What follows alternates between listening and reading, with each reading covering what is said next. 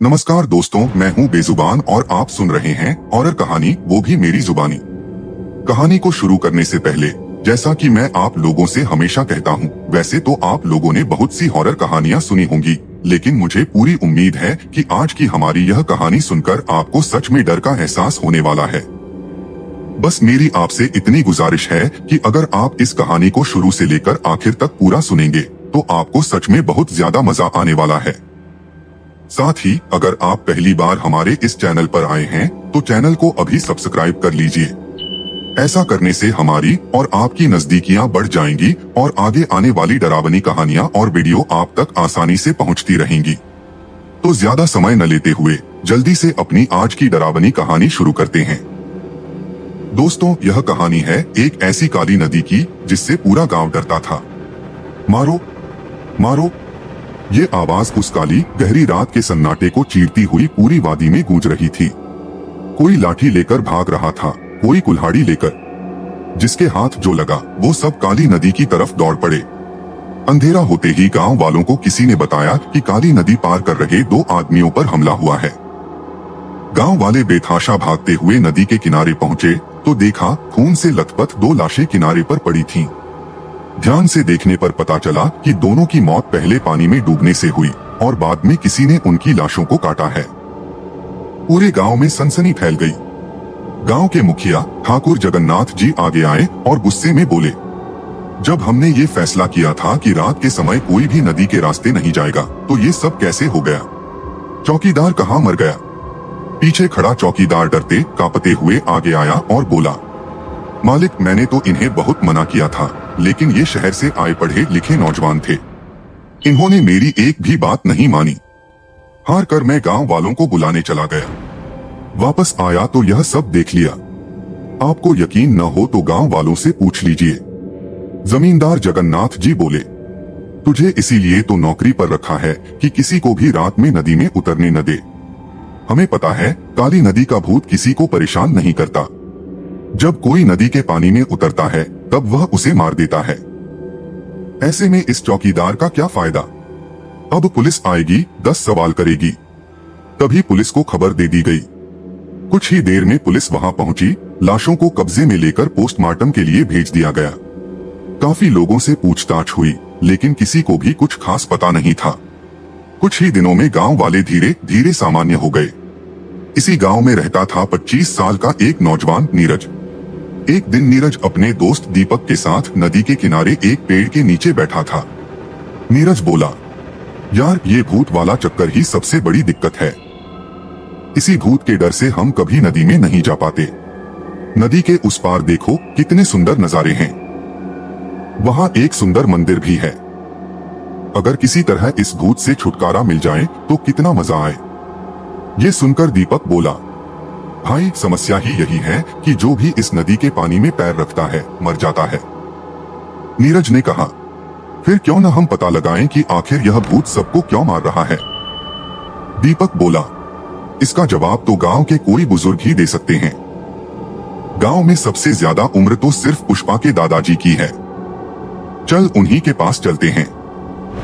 दोनों पुष्पा के दादाजी के पास पहुंचे। उनकी बात सुनकर दादाजी संभल कर बैठ गए। उन्होंने अपनी पोती पुष्पा से कहा, बेटी, तू बाहर जाकर खेल। मुझे इन दोनों से कुछ जरूरी बात करनी है। पुष्पा के जाने के बाद दादाजी बोले, बात यह है बेटा कि वो अभी बच्ची है, डर जाएगी। तुम जो पूछ रहे हो उसका जवाब मैं तुम्हें दे सकता हूँ, लेकिन एक बात याद रखना, नदी में जाने की कभी कोशिश मत करना, क्योंकि जो भी नदी में गया है वो वापस नहीं आया। नीरज बोला, बाबा, आप बताइए तो सही, बाकी हम पर छोड़ दीजिए। दादाजी ने कहना शुरू किया, बेटा, ये सब गांव वालों के ही कर्मों का फल है।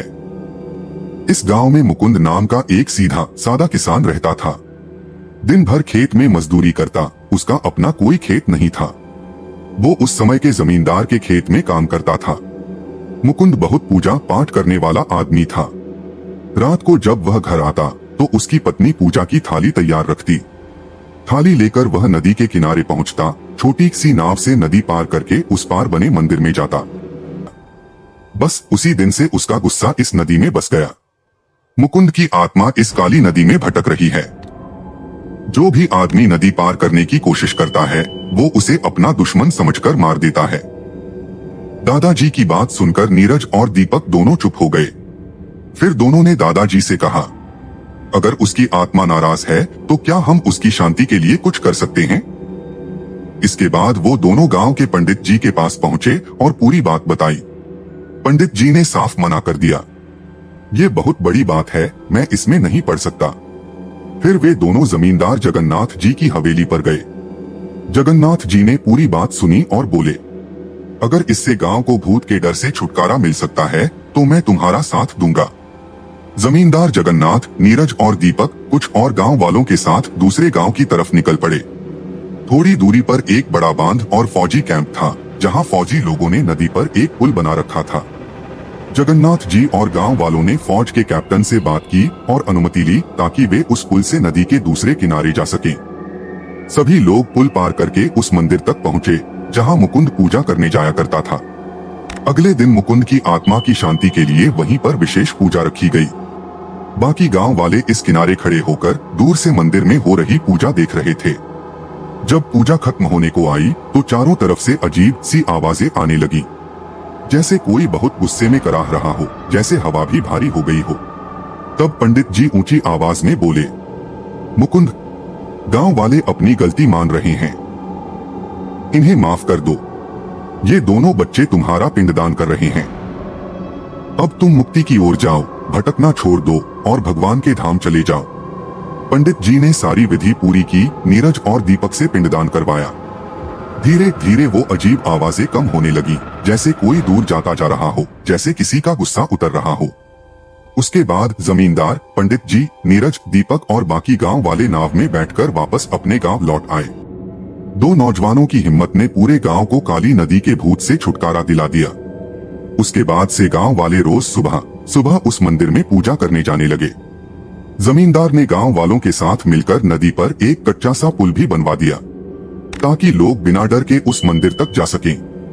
और इस तरह एक गलतफहमी में मारे गए मुकुंद की आत्मा को आखिरकार शांति मिल गई और काली नदी का भूत हमेशा के लिए शांत हो गया।